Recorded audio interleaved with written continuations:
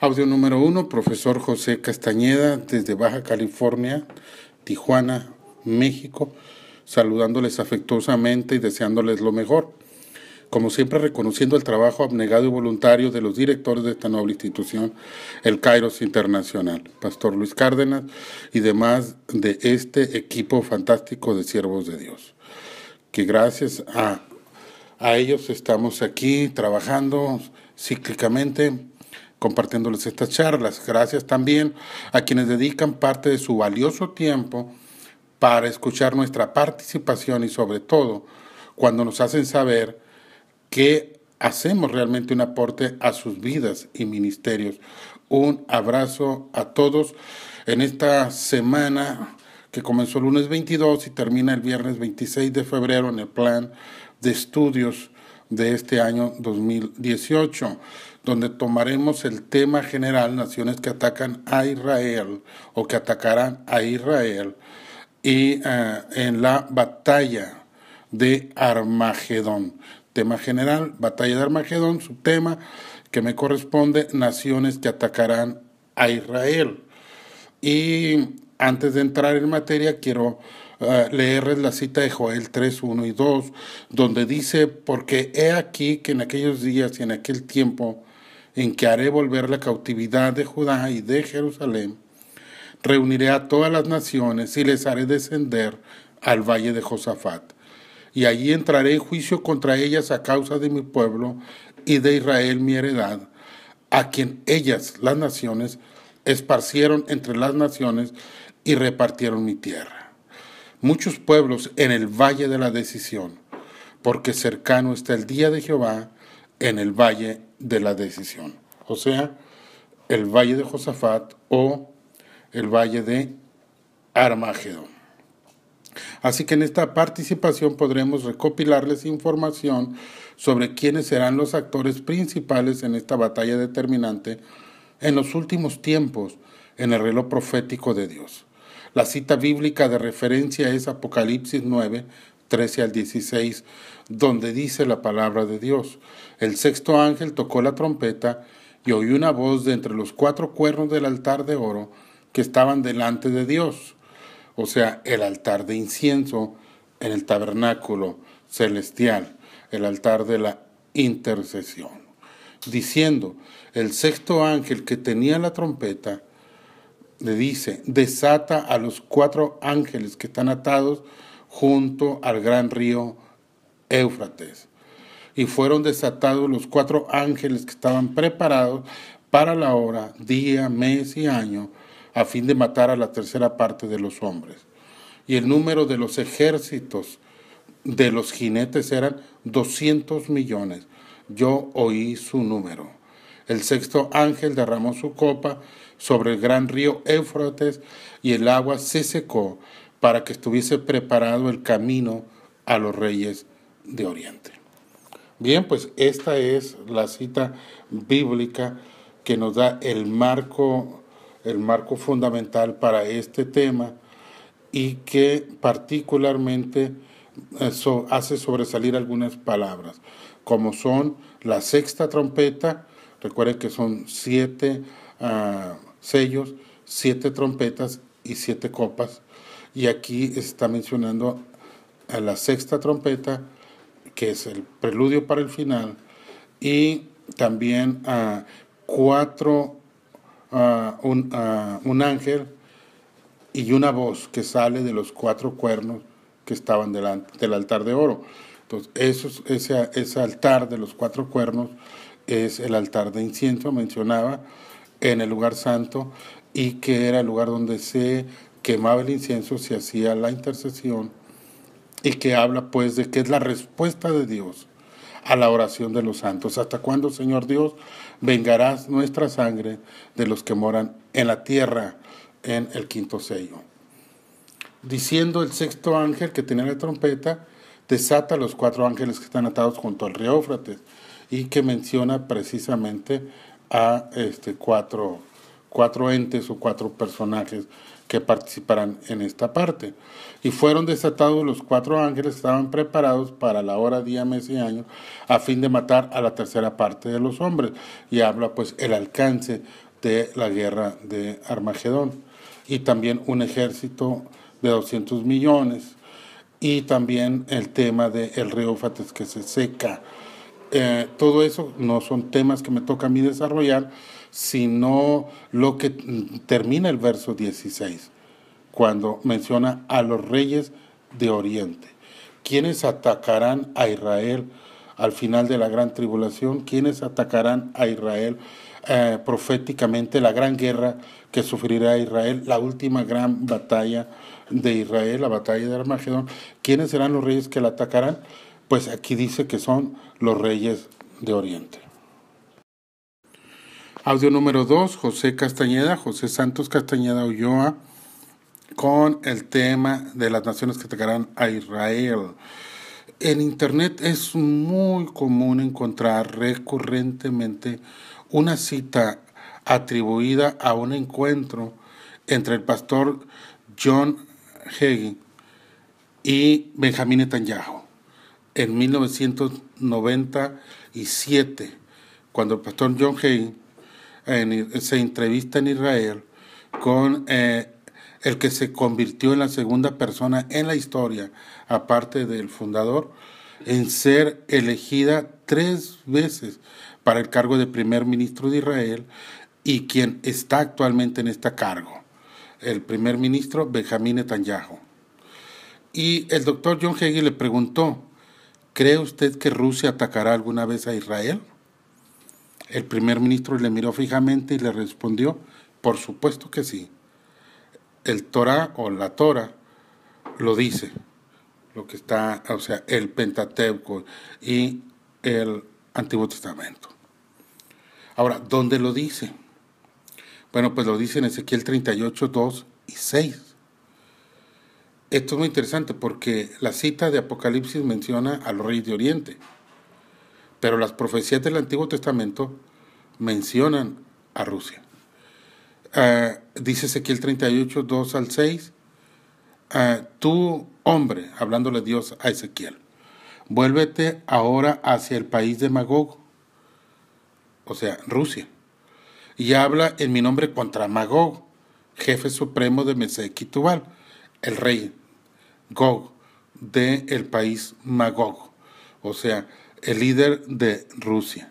Dile, esto dice el Señor, Gog, jefe supremo de Mesec y Tubal, yo me declaro tu enemigo, te voy a hacer volver, te voy a poner ganchos en la boca, te voy a sacar a ti y a toda tu caballería con sus jinetes de elegantes uniformes, ese enorme ejército armado de espadas y escudos de diversas clases, irán acompañados de gente de Persia, Etiopía y Libia, todos ellos con escudos y cascos, y también de todos los soldados de Gomer y de Bet Torgama, de lo más lejano del norte, los numerosos pueblos aliados tuyos. Así que Dios, en la profecía que da Ezequiel, establece exactamente cuáles son las naciones que atacarán a Israel. Es Rusia y otros países que se mencionan ahí. En Ezequiel 39, 1, 2, agrega: tú pues, hijo de hombre, Ezequiel, profetiza contra Gog y di, así ha dicho Jehová el Señor, he aquí yo estoy contra ti, oh Gog, príncipe soberano de Mesec y Tubal, y te quebrantaré, y te conduciré, y te haré subir de las partes del norte, y te traeré sobre los montes de Israel. Entonces, aquí la profecía de Ezequiel es muy clara, de que es Rusia quien liderea el ejército, o políticamente quien impulsa la invasión que termina en la batalla de Armagedón o del Valle de Megiddo. Ahora, ¿cuáles son las naciones que identifica la profecía de Ezequiel? ¿Quiénes son? Bueno, en primer lugar se menciona Gog y Magog, y ese rey del norte, que viene de lo más lejano del norte, es Rusia.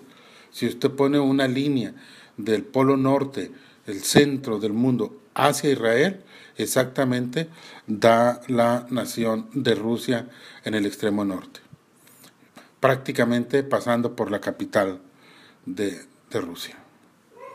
Segundo, aparece Persia. Persia oficialmente era el nombre de Irán hasta 1935, cuando se le cambia por Irán, pero antes era Persia. Territorio que hoy realmente ocupan Irán, Sudán e Irak, lo que era el antiguo imperio persa, según la enciclopedia británica. Ahí está. En tercer lugar se menciona Etiopía, país al norte de Somalia, en África, enemigo de Israel tanto política como religiosamente. En cuarto lugar se menciona Libia, y puede incluir Argelia y Túnez. 5. Gomer. Gomer es el hijo mayor de Jafet. De Jafet vienen los indoeuropeos. Jafet era padre de Askenaz, Rifat y Torgama, según Génesis 10, 2 y 3. Pueblo descendiente de Gomer que Ezequiel incluye en una confederación que atacarán a Israel, en lo que leímos 38, 6.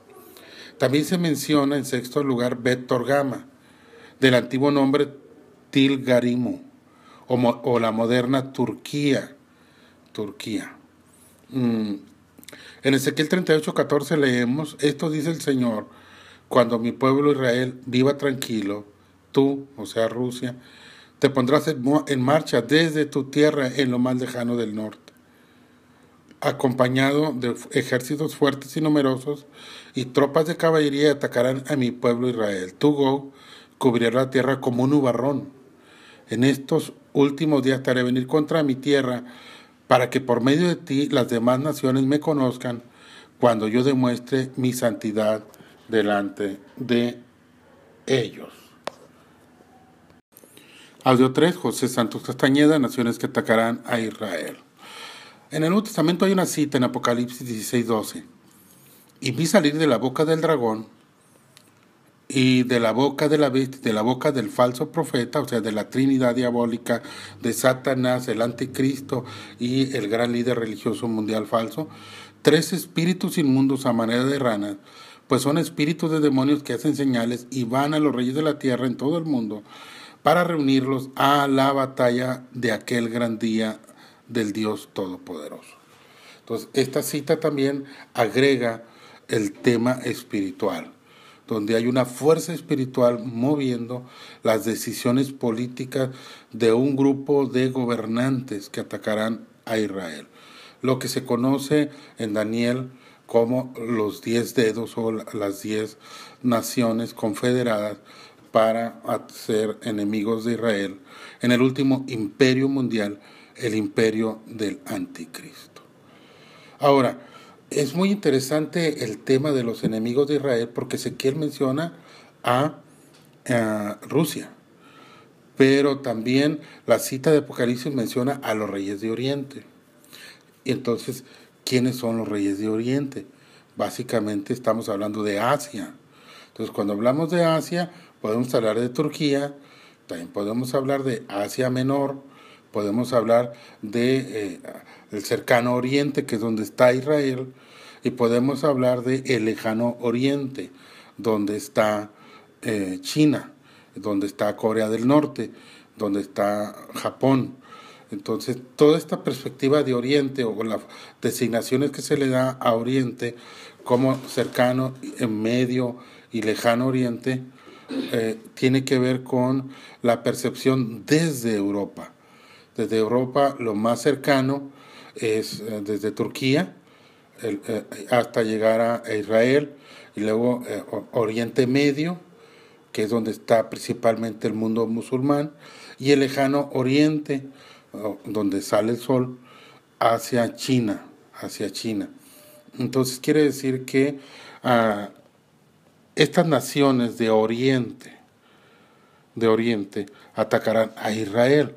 Entonces ahí pudiéramos hablar de 3 candidatos a atacar a Israel racialmente hablando, que sería, o nacionalmente hablando, Rusia, China, que es quien tiene la capacidad militar, numéricamente hablando, más poderosa, y que puede juntar un ejército de 200 millones sin problema.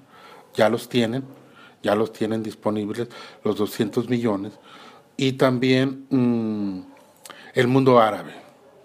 y el mundo musulmán. Y habría que hacer la diferencia entre el mundo árabe y el mundo musulmán. Las dos se juntan, pero no necesariamente están juntas todas. Es como en el caso de los levitas y los sacerdotes. Todos los sacerdotes eran levitas, pero no todos los levitas eran sacerdotes. Bueno, igual así, también hay musulmanes que son árabes, pero hay árabes que no son musulmanes. Los países árabes son aproximadamente 22 países que están unidos en la Liga Árabe y que hablan precisamente, con algunas diferencias, el idioma árabe. Mientras que 57 países musulmanes se integran en la organización de la Conferencia Islámica, con menos poder en el ámbito de las relaciones internacionales que la Liga Árabe. La Liga Árabe es más política y la Conferencia Islámica es más religiosa. Entonces, los países islámicos son árabes, pueden ser africanos, pueden ser de diferentes idiomas. Por ejemplo, Irán es persa y es islámico, pero no es árabe. No es árabe, es persa. Irak, lo mismo, ¿no? Babilonia, que son musulmanes, pero no son árabes. Entonces habría que hacer diferencia, solamente para tenerlo claro. No todos los árabes son musulmanes, ni todos los musulmanes son árabes. El Islam es la segunda religión más importante del mundo, con cerca de casi ya 2.000 millones de personas. Un 25% aproximadamente de la humanidad, y es una de las religiones de más rápido expansión, crecimiento en el mundo. Aquí en nuestro país, en México, ya hay mezquitas y particularmente en Chiapas y otras partes, y en Sudamérica y Centroamérica ya se está desarrollando la fe musulmana o islámica. Entonces, ya aclarando el punto, diríamos pues que los enemigos de Israel pueden ser aquellos, si les adjunto un mapa en el WhatsApp, donde se ve la distribución del mundo de fe islámica en color verde, y cómo llena prácticamente todo alrededor de Israel, que aparece ahí con una flecha en un minúsculo espacio, y en tono púrpura el resto del mundo cristiano. Entonces Israel está rodeado por musulmanes y cristianos. Entonces las naciones que se volverán aliados naturales de Rusia muy probablemente sean las naciones islámicas, las naciones árabes islámicas, que se adherirán a Rusia, o Rusia se adherirá a ellos por un interés geopolítico, en un interés geopolítico.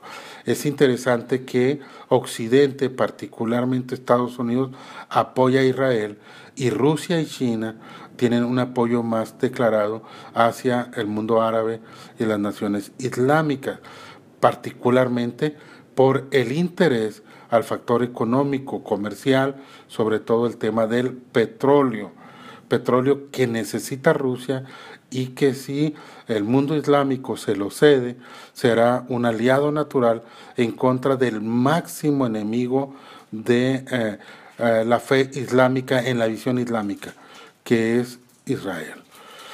Muchas naciones identificadas en Ezequiel 38 y 39 son y han sido aliadas de Rusia en el pasado. Ahora, ¿cómo llegarán esos miles de hombres a Israel? Ahora sabemos que Turquía puede cortar el flujo del río Éufrates por medio de una represa o presa dentro de su territorio. Cuando examinamos Ezequiel 38 y 39, nos encontramos con que el juicio de Dios es especialmente pronunciado en contra de Gog, de la tierra de Magog, que sería Rusia, y no contra el Islam en particular. Eso me llama mucho la atención. Y la palabra de Jehová, dice en Ezequiel 38, 1, 2, verso 14, 39, verso 2, 14 y capítulo 39, 6 y 11. Dice, y la palabra de Jehová vino a mí diciendo, hijo de hombre, puesto tu rostro contra Gog, la tierra de Magog, príncipe de los principales Mesec y Tubal, y profetiza contra él. Por tanto, hijo de hombre, profetiza y di a Gog, y acontecerá que Gog marchará contra la tierra de Israel, dice Dios el Señor, y mi furia estará en mi rostro, y yo voy a enviar un incendio en Magog, y sucederá en ese día que daréis a Magog un lugar en las tumbas de Israel.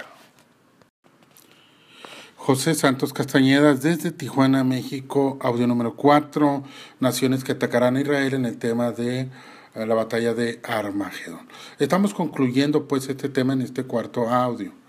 Estamos resumiendo el tema en que las naciones que atacarán a Israel principalmente pudieran ser las naciones islámicas que tienen por consigna destruir Israel y que lo han intentado en varias batallas y que otros ponentes ya desglosaron o desglosarán los temas relacionados con las guerras, la historia de los enemigos de Israel recurrentemente, la ubicación de Armagedón y todos esos aspectos que complementan el tema que yo estoy dando. Pero aquí lo interesante es las condiciones histórico-políticas que nos da una perspectiva del tiempo. El tiempo. ¿Cuál será el detonante de esta gran batalla? El detonante de esta gran batalla puede ser el tema de Jerusalén y el templo en Jerusalén. Ustedes saben que el templo de Jerusalén no existe y que en su lugar está la mezquita islámica, la cúpula de la roca, la cúpula dorada, que ustedes ven casi todas las fotografías de Israel, de Jerusalén, y también el tema de que cuando Israel se convierte en nación por la ONU, entró en conflicto el derecho de Israel en su territorio con un grupo de personas también que estaban ahí, que conocemos nosotros particularmente como palestinos, aunque no son palestinos. La palabra Palestina viene de Pelestine o filisteos, que era una pequeña región junto al mar, y quienes son llamados pues palestinos realmente no son de origen filisteo, sino de origen árabe, y que son las naciones árabes las que podrían tener más necesidad de darles protección y albergo en sus muchas naciones, a diferencia del minúsculo Estado de Israel, que por cierto, en solamente 60 años se ha convertido en una potencia económica, militar y hasta una potencia relacionada con la guerra o con la lucha por el espacio, con satélites propios también, y que tienen más alto índice proporcional de premios Nobel, y que han desarrollado grandes estrategias para convertir los desiertos en vergeles, en áreas productivas.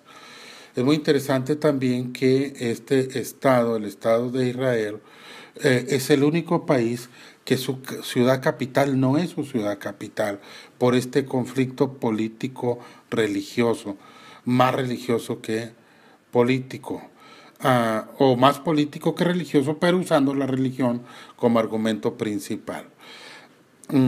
Es muy interesante porque normalmente el gobierno siempre estuvo en Jerusalén, pero al reconstituir el Estado, entonces ya se determinó que no fuera Israel, Jerusalén, la capital de Israel, y se constituyó una nueva ciudad capital que es Tel Aviv, recordando el antiguo nombre de la ciudad en Babilonia donde vivía Ezequiel, Tel Aviv, y que es donde están los poderes políticos o embajadas que tienen trato con Israel. Es el presidente actual de Estados Unidos quien anunció que él trasladará su embajada a Jerusalén. Ahora, esto es muy interesante porque pues, un país puede poner su embajada en cualquier ciudad que quiera de un país. Esa es su decisión, estar en la capital o en algún otro lugar. Pero ha habido un escándalo mundial porque Estados Unidos anuncia que pondrá su capital ahí porque sería cierto reconocimiento que la ciudad más importante de la nación, políticamente hablando, sería Jerusalén. No pasa de ahí, pero pareciera pues ser un indicio de querer reconocer a Jerusalén como la capital de Israel, y que eso es lo que siempre han peleado los israelitas, su derecho a que Jerusalén sea reconocida como su capital, porque es su tierra, es el único país al que otras naciones le impidan que decida dónde poner su capital en su propio país. Pues suena bastante extraño, pero hay razones políticas para tener contentos a los que conocemos como palestinos, que pudieran ser, por cierto, ciudadanos israelitas, y que eso fue lo que tengo entendido se les ofreció desde un principio, pero la idea pues es no incorporarse, no integrarse a la nación, sino ser su propio Estado, el famoso Estado palestino, que junto con el Vaticano pues son dos espacios minúsculos que están considerados también como estados políticos. Entonces el tema de la batalla de Armagedón puede tener su detonante en las decisiones que se están tomando últimamente en el concierto mundial, y nos pudiera indicar lo cercano que está esa gran batalla, y que los grandes enemigos de Israel relacionados con el mundo árabe y musulmán puedan tener apoyo de dos países comunistas, China y Rusia. Espero pues que sea de bendición para ustedes, mis oyentes, nuestros oyentes de República Dominicana, de Colombia, de Venezuela, de México y de cualquier otro país donde se estén incorporando a esta escuela virtual, y esperando pues que sea de bendición este tema, clarificando sobre todo algunos conceptos básicos. Un abrazo para todos y que Dios los bendiga. Bendiciones para todos mis amados hermanos, amigos, servidores, diferentes hombres y mujeres de Dios que nos escuchan a través de este medio. Este es el audio número 1 del tema La batalla de Armagedón, subtema número 5, una liberación divina. Soy su pastor, hermano y amigo Leonel Jesús Gamarra Sánchez, desde Medellín, Colombia, más exactamente la Estalla Antioquia. Iglesia Cristiana Jesucristo a la puerta, porque el Señor está a la puerta de venir por su iglesia y está a la puerta del corazón del hombre para conversión, y aún para el creyente, para que le busque con todo el corazón. Bien, es un maravilloso tema, y es maravilloso poder compartir con ustedes también acerca de la palabra de Dios y acerca de las cosas hermosas que el Señor puede hacer a través de nuestras vidas, y que puede usarnos como vaso de honra, como instrumento útil en sus manos preciosas para la honra y gloria de su nombre. Espero que con esta enseñanza pueda motivarle a usted a seguir buscando el Señor, a seguir investigando, a seguir conociendo cada día más, para que pueda ampliar su conocimiento acerca de los temas proféticos y de las cosas que el Señor habló para nuestros tiempos y para el fin de los tiempos que nos corresponde a nosotros. Bien, el lugar geográfico, las naciones que participarán se pondrán otros maestros, como ustedes mismos han podido observar en la exposición del tema o en los diferentes puntos a tratar. ¿Cómo finalizará esta guerra, o cómo es esa liberación divina que va a tener el pueblo de Israel en medio de esta batalla de Armagedón? Es la parte que le corresponde a este servidor. Bien, dice en el Apocalipsis capítulo 19, del versículo 11 en adelante, dice: entonces vi el cielo abierto, he aquí un caballo blanco, y el que lo montaba se llamaba Fiel y Verdadero, y con justicia juzga y pelea. Cuando hablamos de este caballo blanco, muchos piensan que es el mismo caballo blanco de Apocalipsis 6 cuando habla del primer jinete, lo cual es un error.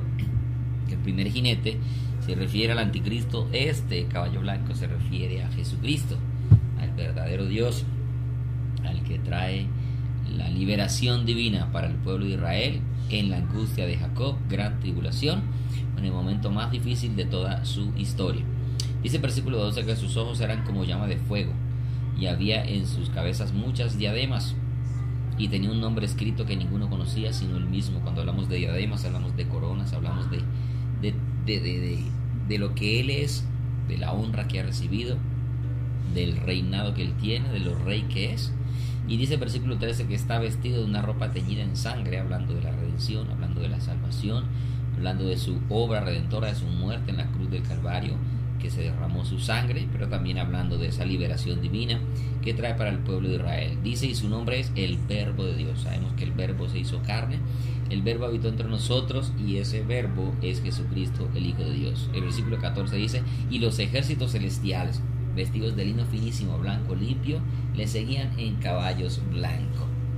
De su boca sale una espada aguda, para herir con ella las naciones, y él las regirá con vara de hierro, y él pisa el lagar del vino del furor de la ira del Dios Todopoderoso.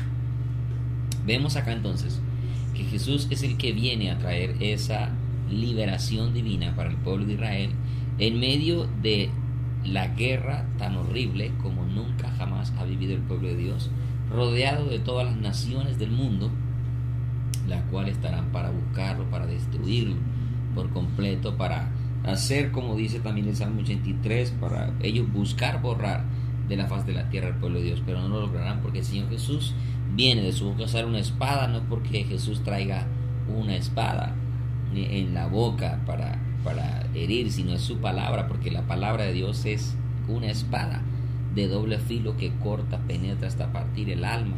Sabemos que por la palabra de Dios, Dios hizo todas las cosas, y la palabra es Jesucristo mismo. Él hizo todo por la palabra, a excepción del hombre que le formó con sus manos.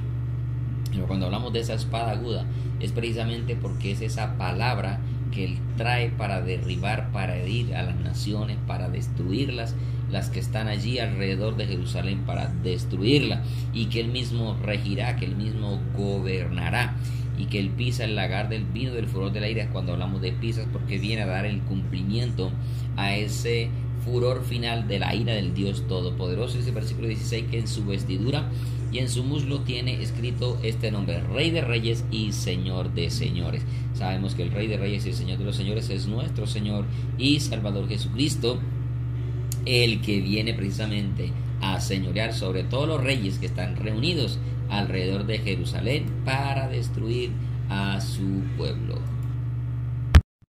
Audio número 2 de la batalla de Armagedón.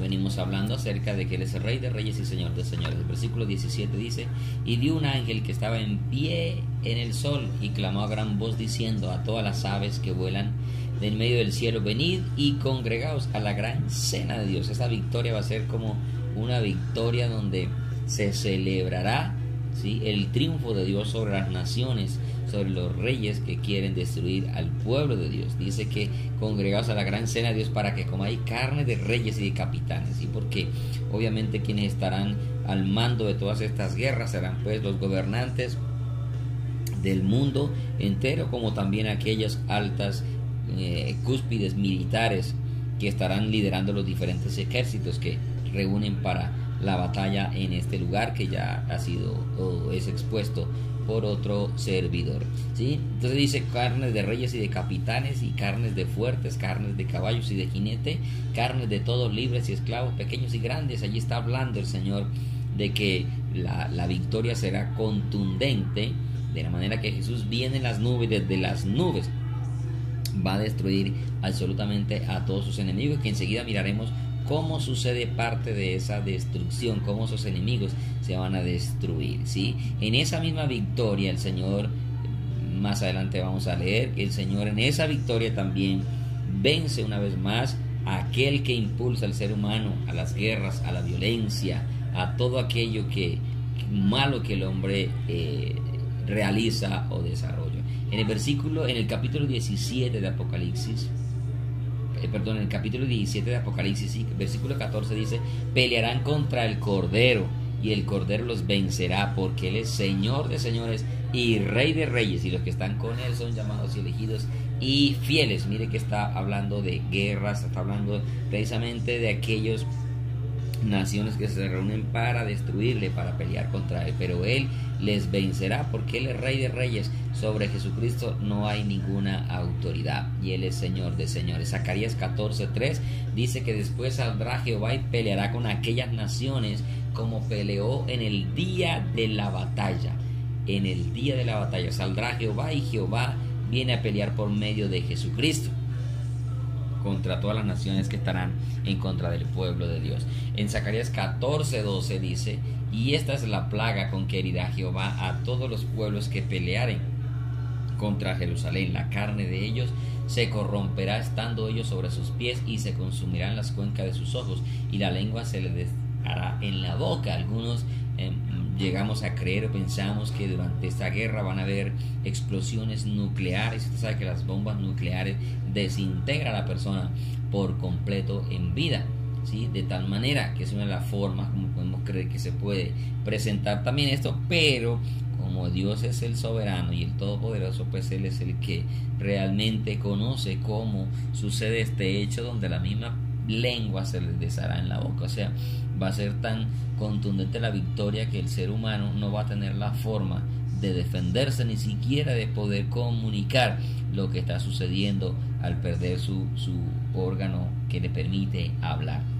En el versículo 13 dice: y acontecerá en aquel día que habrá entre ellos gran pánico enviado por Jehová, y trabará cada uno la mano de su compañero, y levantará su mano contra la mano de su compañero. ¿Qué es lo que sucede acá?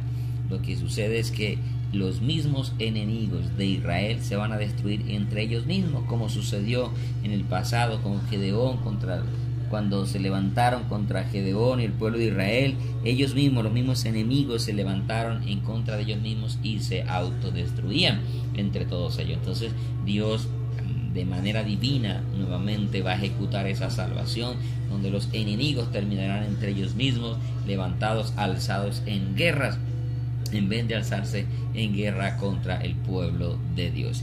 En Zacarías 12:3 dice: y en aquel día yo pondré a Jerusalén por piedra pesada a todos los pueblos. Y es lo que estamos viviendo actualmente con la declaración del presidente Donald Trump, diciendo que Jerusalén es la capital del Estado de Israel, y todos los que se la cargaren serán despedazados. O sea, vemos una victoria contundente realmente de nuestro Señor Jesucristo sobre las naciones que se levantan en guerra contra el pueblo de Dios. Dice: bien que todas las naciones se juntaron contra ella. El Señor traerá una victoria contundente desde los cielos, sin armas, sin nada, porque Dios es el todopoderoso, que puede hacerlo solo con su palabra, y con su poder traerá la victoria al pueblo de Israel.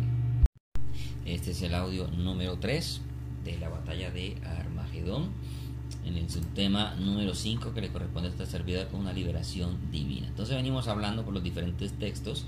Obviamente hablar de esto abarcaría muchísimo más tiempo, pero tratamos de resumir lo más que podamos para que usted pueda tener información bíblica y pueda luego profundizar mucho más allá.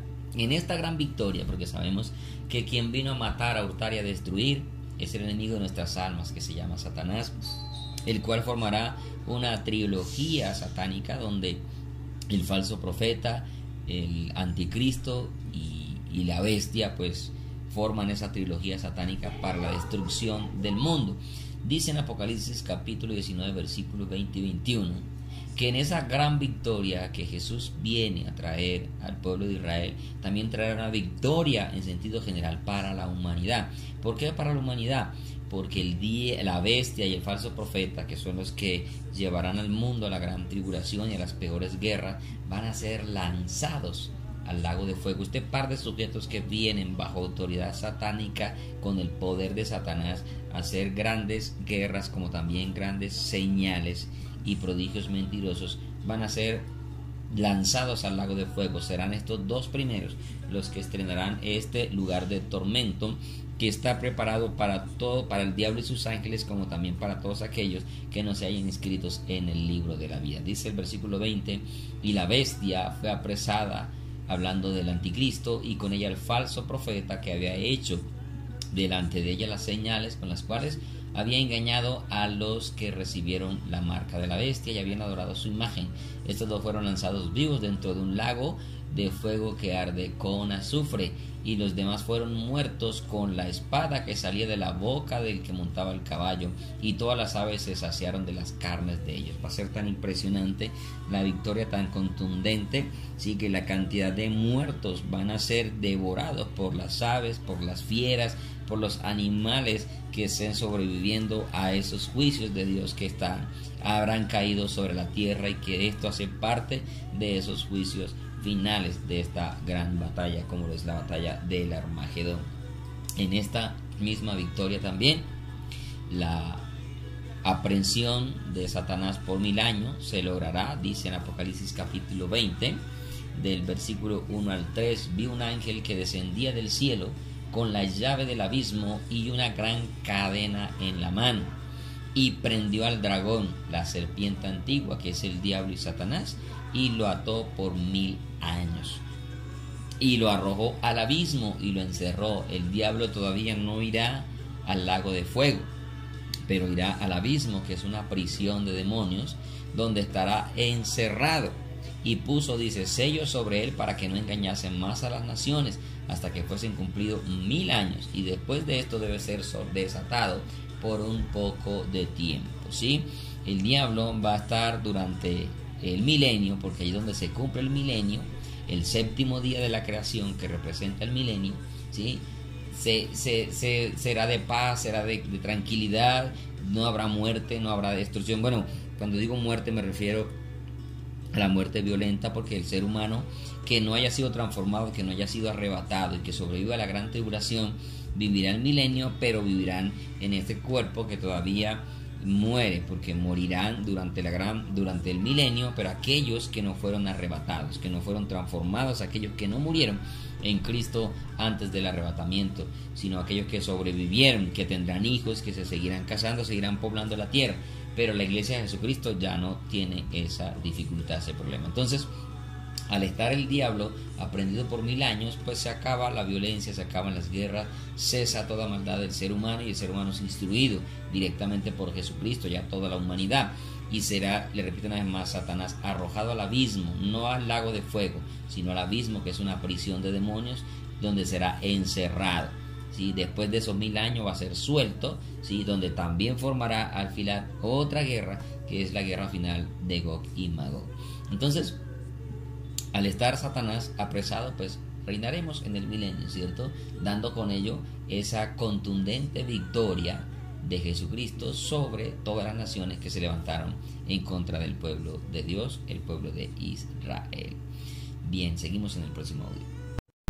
Audio número 4 de esta batalla de Armagedón, su tema número 5, liberación divina. En esa liberación divina, Jesús pondrá su pie sobre el monte de los olivos, y todo ojo le verá, todo ojo contemplará al más hermoso de los hijos de los hombres. Dice en Zacarías capítulo 14, versículo 4: y se afirmarán sus pies en aquel día sobre el monte de los olivos, que está enfrente de Jerusalén al oriente. El monte de los olivos se partirá por el medio, hacia el oriente y hacia el occidente, haciendo un valle muy grande, y la mitad del monte se apartará hacia el norte y la otra mitad hacia el sur. Jesús viene en esa victoria, y luego de que obtiene esa victoria sobre todos los enemigos, como todo rey, tiene que llegar pisando el lugar de la victoria, declarando, confirmando su victoria, contundentes sobre todas las naciones, y todo ojo va a ver ese día glorioso, maravilloso. Dicen en Marcos capítulo 13, versículos 24 al 27, dice lo siguiente: pero en aquellos días, después de aquella tribulación, porque obviamente esa batalla de Armagedón es en la gran tribulación, los momentos jamás vistos y vividos en la historia de la humanidad se verán en la gran tribulación. Dice que en aquellos días, después de aquella tribulación, el sol se oscurecerá, la luna no dará su resplandor, las estrellas caerán del cielo, y las potencias que están en los cielos serán conmovidas. Entonces verán al Hijo del Hombre, que vendrá en las nubes con gran poder y gloria. Entonces enviará a sus ángeles y juntará a sus escogidos de los 4 vientos, desde el extremo de la tierra hasta el extremo del cielo. Eso habla de los judíos que estarán esparcidos en los diferentes extremos de la tierra, porque no alcanzan a reunirse, a volver a su territorio, y obviamente por las guerras también escaparán y huirán hacia otros lugares, ¿sí? Entonces allí es donde se cumple también, cuando Jesús venga, ponga sus pies sobre el monte de los olivos, cuando Él llegue hasta ese lugar, allí todo Israel reconocerá que el verdadero Mesías es Yeshua, es Jesús, no el falso Mesías que les vino, que le generó todas estas guerras, todas estas violencias. Entonces ahí es donde Israel va a reconocer que Jesús es el Mesías, y se cumple la profecía que todo Israel será salvo, dice en Zacarías 12:10. y derramaré sobre la casa de David, sobre los moradores de Jerusalén, espíritu de gracia y de oración, y mirarán a mí, observarán cara a cara, le verán a quien traspasaron, porque fue por el pueblo de Israel el que vio que Jesús traspasaron sus manos, traspasaron sus pies y sobre todo traspasaron su costado, donde nace la iglesia de Jesucristo. De ese costado, como de la costilla, como salió la ayuda idónea para el hombre. Entonces llorarán, dice, como se llora por hijo unigénito, afligiéndose por él como quien se aflige por el primogénito, ¿sí? Dice Zacarías 13:1, en aquel tiempo habrá un manantial abierto para la casa de David y para los habitantes de Jerusalén, para la purificación del pecado y de la inmundicia. Por fin Jerusalén va a ser limpio, purificado de toda la inmundicia que ellos han guardado en sus corazones, al igual como todos nosotros en algún momento la hemos guardado, pero que Dios es quien limpia y lava, purifica nuestros corazones, que nos hace nuevamente aceptos para con Dios y que nos permite una vez más encontrar y tener comunión con nuestro Señor y Salvador Jesucristo. Entonces allí podemos contemplar esa hermosa victoria y los pies de Jesús asentándose sobre el monte de los olivos para sellar esa contundente victoria. Dice también la palabra de Dios que en Zacarías capítulo 13 versículo 6, que le preguntarán: ¿qué heridas son estas en tus manos? Y él responderá: con ellas fui herido en la casa de mis amigos. ¿Cuáles fueron sus amigos? Pues su propio pueblo, que le rechazó, ¿sí? Que le traspasaron, que gritaron: crucifícale, crucifícale, cuando él vino a salvarlos, a rescatarlos, ¿sí? También se cumple la profecía de Romanos capítulo 11, que habla de que todo Israel será salvo. Del versículo 25 al 27 dice: porque no quiero, hermanos, que ignoréis este misterio, para que no seáis arrogantes, porque hoy en día hay mucho arrogante contra el pueblo de Israel. Dice: para que no seáis arrogantes, otros que lo han reemplazado. La teología del reemplazo, Israel sigue siendo el pueblo de Dios. Así que no sea arrogante en cuanto a usted mismo, que ha acontecido Israel endurecimiento en parte hasta que haya entrado la plenitud de los gentiles. Es decir, por causa suya, usted que es arrogante, que no, por no ser judío y sigue siendo arrogante, por causa suya, para que usted entre, pues que Dios ha endurecido el corazón de ellos para que nosotros seamos salvos. Continúa en el próximo audio. Audio número 5 de la batalla de Armagedón, la liberación divina, subtema número 5. Estoy hablando entonces de Romanos, cuando dice que no seas arrogantes en cuanto al pueblo de Israel, porque hay cristianos que se creen mucho más santos y creen que Dios ha desechado a Israel. En ninguna manera. Versículo 26 dice: y luego todo Israel será salvo, como está escrito: vendrá de Sión el libertador, que apartará de Jacob la impiedad. De Sión vendrá el libertador, y ese libertador se llama Jesucristo, que apartará de Jacob, que es el pueblo de Israel, donde nacieron las 12 tribus que hoy forman el pueblo de Israel, que a pesar de su rebeldía Dios tiene promesas a su pueblo que todavía no se han cumplido, que no han llegado a su fin, y que él mismo le prometió a Abraham, Isaac y a Jacob. Así que no sea arrogante, amado hermano, porque usted es olivo silvestre. Israel sigue siendo olivo natural, y ellos fueron desgajados. Tú también, si sigues ensoberbecido contra el pueblo de Dios, Israel, vas a ser cortado, vas a ser desgajado, porque dice el mismo Romanos 11 que si él no perdonó las ramas naturales, tampoco a ti te va a perdonar. Así que yo te invito a que examines, reflexiones tu posición contra el pueblo de Israel, porque sigue siendo promesa aquí en el Nuevo Testamento, como lo dice Romano. Versículo 27 dice: y este será mi pacto con ellos cuando yo quite sus pecados, porque todo Israel va a ser salvo. Todo Israel, cuando digo todo Israel, me refiero al Israel que sobreviva, obviamente, a esa gran tribulación, porque para poder ser salvo hay que reconocer que Jesucristo es el Mesías, que Jesucristo es el Salvador, que Él es el Redentor. Porque pueda que sea judío, pero si no acepta que Jesucristo es el Salvador, obviamente se va a perder, ¿sí? Por eso hay que orar por ellos, para que ellos reconozcan que Jesús es el Mesías y puedan escapar de las cosas que vendrán, como dice Lucas 21:36. Hay una noticia también espectacular, maravillosa, con relación a esta victoria divina, poderosa del Rey de Reyes y el Señor de Señores. Es que la iglesia de Jesucristo, la que haya sido arrebatada antes de la gran tribulación, como dice la palabra de Dios, que el Señor no nos ha puesto para ira, sino para alcanzar salvación. y que antes de la tribulación es quitado el justo, y que Dios no es injusto para hacer padecer al justo juntamente con el injusto, como le dijo Abraham al mismo Dios cuando fue a destruir a Sodoma y a Gomorra, lo cual trajo la salvación o la liberación de Lot con su familia, con algunos de su familia, sus 2 hijas, que fueron rescatados antes de caer los juicios de Dios, o sacados más bien del lugar antes de caer los juicios de Dios. Igualmente la iglesia será sacada antes de esa gran tribulación, pero volverá con Jesús en esa segunda vez. Dice Apocalipsis 16:3: y vi salir de la boca del dragón y de la manera de la bestia y de la boca del falso profeta 3 espíritus inmundos a maneras de rana, pues son espíritus de demonios que hacen señales, y van a los reyes de la tierra en todo el mundo para reunirlos a la batalla de aquel gran día del Dios Todopoderoso. Esto habla de la batalla de Armagedón, que cerrará la gran tribulación. En el versículo 14 de Apocalipsis 19, 14 y 15 dice: y los ejércitos celestiales, los que vienen con él,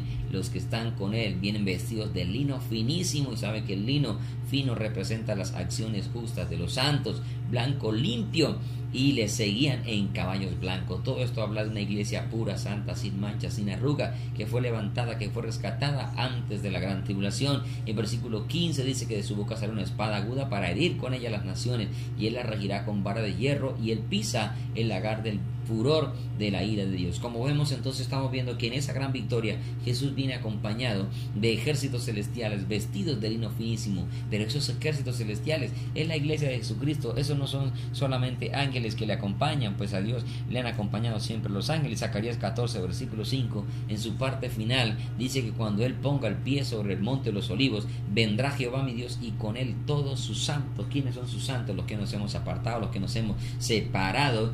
Te ve que en todas las cartas de Pablo le habla a los santos y fieles, a los escogidos, a los llamados, a los santificados.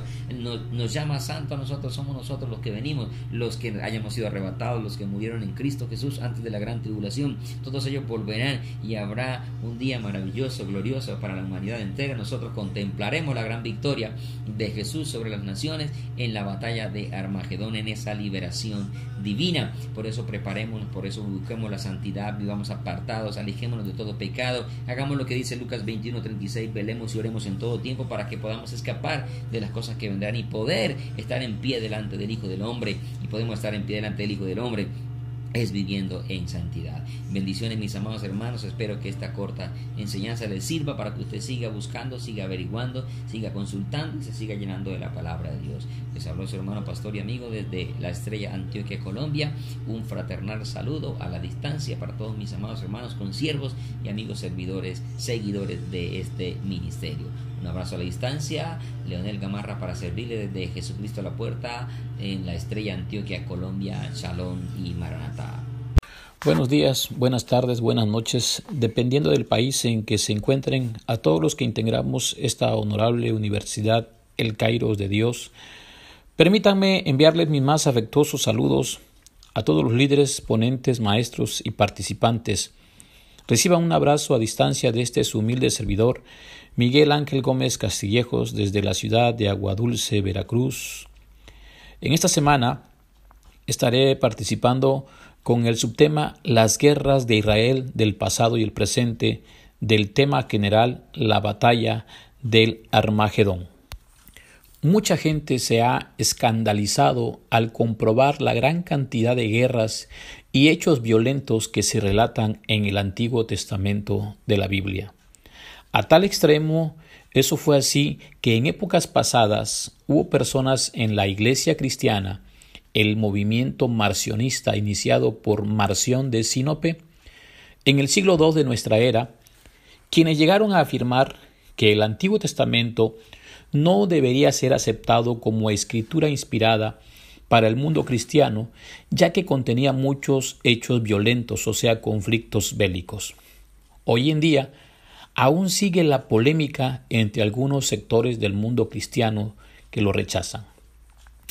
En general, desde el punto de vista no creyente, con la perspectiva actual basada en los derechos humanos, las destrucciones masivas realizadas por Israel bíblico, ordenadas por Dios, se califican como auténticos genocidios que se consideran una gran crueldad al no respetar ni siquiera la vida de los niños.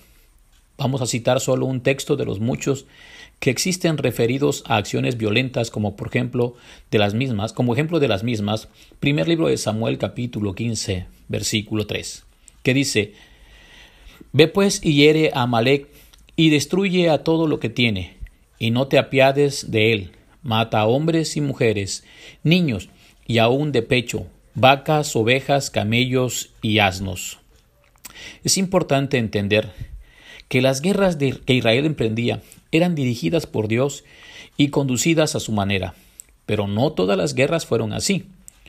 Podemos encontrar un ejemplo de eso en el primer libro de Samuel capítulo 4, cuando Israel atacó a los filisteos sin la aprobación divina y fueron derrotados enfáticamente. Lo que tenemos en la Biblia sobre guerras es que la orden debía venir únicamente de Dios. Sin su aprobación, la guerra estaba prohibida. No intento dar una respuesta definitiva a la interrogante del porqué de las guerras. Solo me limitaré a intentar explicar la necesidad o razón de las guerras santas, o sea, las que el pueblo elegido de Dios en la tierra tenía necesariamente que llevar a cabo por tratarse de órdenes directas de Dios y eran imprescindibles para la supervivencia de Israel y por tanto para la consecución del plan de salvación diseñado por Dios mediante la venida del Mesías a este pueblo. En el Antiguo Testamento se describen, además de varios casos de intervención directa de Dios en la historia de la humanidad mediante acciones y obras prodigiosas, otros muchos hechos y conductas violentas que testimonian claramente cuál es la condición del ser humano caído y su constante inclinación al mal. Los autores inspirados de las Sagradas Escrituras, a diferencia de los autores seculares de obras humanas, no han tratado de enmascarar o ocultar ninguna acción y hecho violento, por más crueles y sanguinarios que fueran. La historia del Antiguo Testamento es, en cierta medida, la historia de la humanidad que está plagada de guerras y de maldad. Por tanto, no es objeto de este estudio explicar la multitud de violencia existente, pues ella es responsabilidad única y exclusiva de los seres humanos. Nuestro estudio se centra, como ya hemos dicho, en las guerras ordenadas por Dios y no en las guerras y violencia que provienen de la condición malvada de los seres humanos, según Santiago capítulo 4, versículo 1. Tratemos pues de situarnos en el marco geográfico histórico, contexto bíblico y circunstancias singulares que pueden haber ocurrido en los eventos y acciones violentas y guerras santas ordenadas por Dios.